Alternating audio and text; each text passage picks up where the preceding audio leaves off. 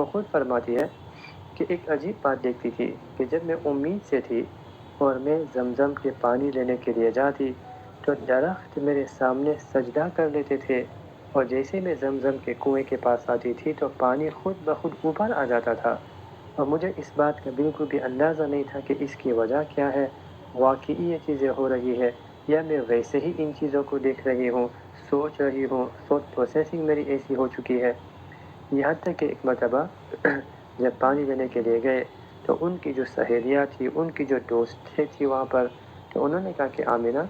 آج آپ نے جلدی نہیں جانا ہے، آپ نے یہیں پر کھڑے رہنا ہے، کیونکہ جب تک آپ یہاں پر کھڑی رہو گی تو تب تک پانی اوپر کی جانب ہوگا، اور جیسے ہی آپ دور ہو جاتی ہو تو پانی نیچے چلا جاتا ہے۔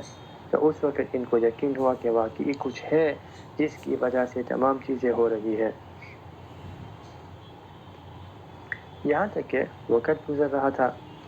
اب یہودی جو تھے ان کی کتابوں میں یہ بات لکھی ہوئی تھی کہ جب نبی آخر الزمان دنیا کے اندر آئیں گے تو اس وقت آسمانوں کے اوپر ایک سرخ قسم کا ستارہ چمک رہا ہوگا۔ تو یہودیوں نے جب یہ ستارہ دیکھا تو اب ان لوگوں کو تلاش ہوئی کہ نبی آخر الزمان کس کے گھر میں پیدا ہوں گے۔ مدینہ منورہ گئے، وہاں جا کے دیکھا تو کسی کی کوئی پیدائش ہونے والی نہیں تھی۔ ہاں، لوگ اگر امید سے بھی تھے تو ان کا ابھی وقت باقی تھا تاکہ آگے وہ بچہ دنیا میں آئے، لیکن جب مکہ مکرمہ آئے تو اس وقت دیکھا کہ اچھا یہاں پر ایک آمینہ خاتون ہے، قریش کے خاندان میں سے ہے، اور ان کے یہاں ایک بچہ ہونے والا ہے۔ تو اس وقت ان کو یقین ہو گیا کہ واقعی یہی نبی آخر الزمان ہونے چاہیے۔ نبی علیہ السلام کی جب ولادت ہونے والی تھی تو اب آمینہ کے گھر میں تیل بھی نہیں تھا رات کے وقت جلانے کے لیے، اس طرح کی غربت تھی۔ لیکن جیسے ہی نبی علیہ السلام کی ولادت با سعادت ہوئی تو دور دراز علاقوں میں روم کے جو 14 کنگرے تھے وہ تمام کے تمام گر گئے۔ فارس کا جو فائر ورشپنگ ایریا تھی جو کئی سالوں سے وہ جل رہا تھا تو وہ بھی بجھ گیا۔ اور کسریٰ کا جو بادشاہ تھا اس نے ایک خواب دیکھا کہ اس کے علاقے میں کچھ عربی اونٹ آئے ہوئے ہیں، اور وہ عربی اونٹ جو ہے باقی اونٹوں کو نکال کر باہر نکال رہے ہیں۔ تو جب اس نے خواب دیکھا تو اس نے خواب جاننے والوں کو بلایا قریب کہ دیکھیں آپ لوگ مجھے بتائیں کہ اس کی تعبیر کیا ہے۔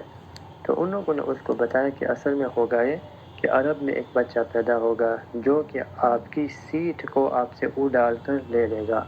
تو اس کو پریشانی ہوئی، اب کیونکہ بادشاہ تھا تو بادشاہ کو خوش کرنے کے لیے ان لوگوں نے کہا کہ نہیں نہیں، اصل میں جو 14 جو خدا تھے ہمارے جو گر پڑے ہیں، تو اس کا معنی یہ ہے کہ اصل میں 14 ابھی تو نسلیں گزرے گی، 14 نسلیں گزرے گی، پھر کہیں جا کر ایک قسم کا کارنامہ ہوگا، تو آپ کو فکر کرنے کی کوئی ضرورت نہیں ہے۔ لیکن ہوا یہ کہ جب جیسے ایک بادشاہ ہوتا تو اس کی بادشاہت بہت ہی جلد ختم ہو جاتی، یہاں تک کہ وہ 14 نسلیں تو ویسے کہ ویسے ہی ختم ہو گئی۔ اب یہاں پر نبی علیہ السلام کی پیدائش کے وقت فرماتے ہیں کہ سحری کا وقت تھا، اور نبی علیہ السلام جیسے دنیا کے اندر تشریف لائے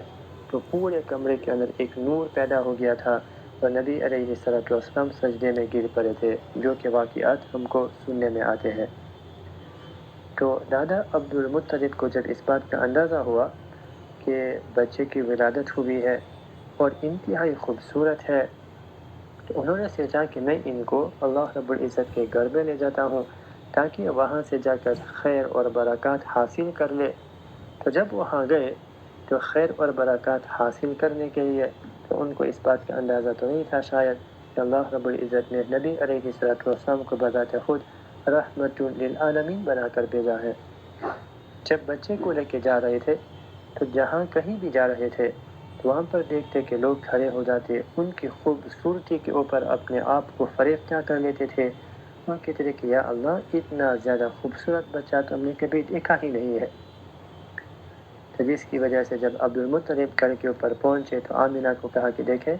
میں نے عجیب بات دیکھی ہے کہ جس نے بھی بچے کو دیکھا تو اس کی تعریف کی ہوئی ہے، تو جس کی وجہ سے میں نے ان کا نام چن لیا ہوا ہے، میں نے ان کا نام ذہن میں رکھ لیا ہوا ہے۔ آمینہ نے کہا کہ اچھا تو آپ نے ان کا نام کیا سوچا ہوا ہے؟ تو فرمایا کہ میں نے ان کا نام محمد سوچا ہوا ہے۔ اس کا معنی یہ ہوتا ہے کہ جس کی تعریف کی گئی اور اس کی اتنی تعریف کی گئی ہے کہ اس کے علاوہ کسی اور کی اس قدر تعریف نہ ہوئی ہو۔ نبی علیہ السلام کی پیدائش ربیع الاول کے مہینے میں ہوئی، اور اس ماہ کو اللہ رب العزت نے بہت ہی زیادہ شرف بھی عطا فرمایا ہوا ہے، اور یہ نہایت